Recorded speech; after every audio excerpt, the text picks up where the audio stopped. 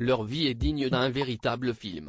Mariée en 1987 avec Bernard Tapie en Grèce, Dominique Tapie a vécu avec son mari toutes les épreuves, les joies et les peines que la vie et le monde des affaires leur ont imposées. Mais tout ça s'est arrêté une nuit d'automne 2021, le 3 octobre, en effet, le businessman s'éteint après plusieurs années d'une bataille acharnée contre plusieurs cancers.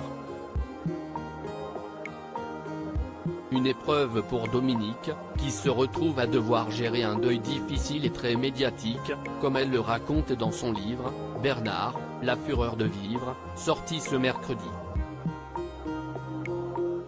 D'autant plus que la mère de Laurent, 48 ans, et Sophie, 34 ans, qui était invitée danser à vous, n'a pas pu vivre les derniers instants de son mari. Malheureusement, je n'étais pas là pour.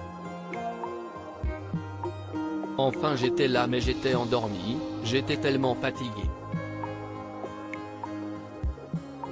Mais je n'ai pas eu son dernier souffle, j'aurais voulu le prendre dans mes bras. Il est parti comme ça, a-t-elle révélé avec beaucoup d'émotion dans la voix. Il faut dire que comme elle l'a expliqué plusieurs fois, la septuagénaire était épuisée d'avoir soutenu son époux pendant plusieurs années sans faillir. J'étais dans le déni le plus total et n'imaginais même pas qu'il puisse mourir de cette façon, malgré la dégradation de son état physique. Je ne l'ai pas quitté du tout.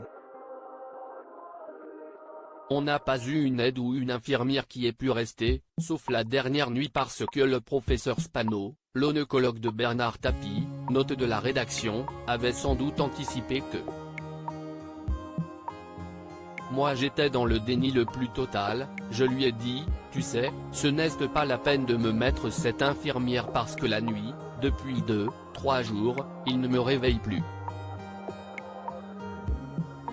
J'étais épuisé. Mais il m'a dit qu'elle va rester à côté.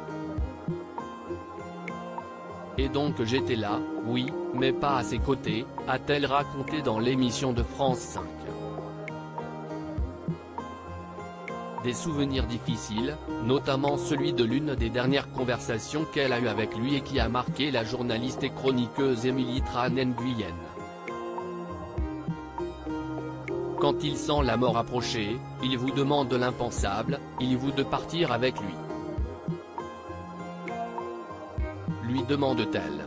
Une question à laquelle Dominique Tapie a répondu par la négative, je suis désolée mais je suis pas prête, je ne suis pas prête à partir. Et on imagine bien la douleur de revivre ces mots, à peine un an après sa mort.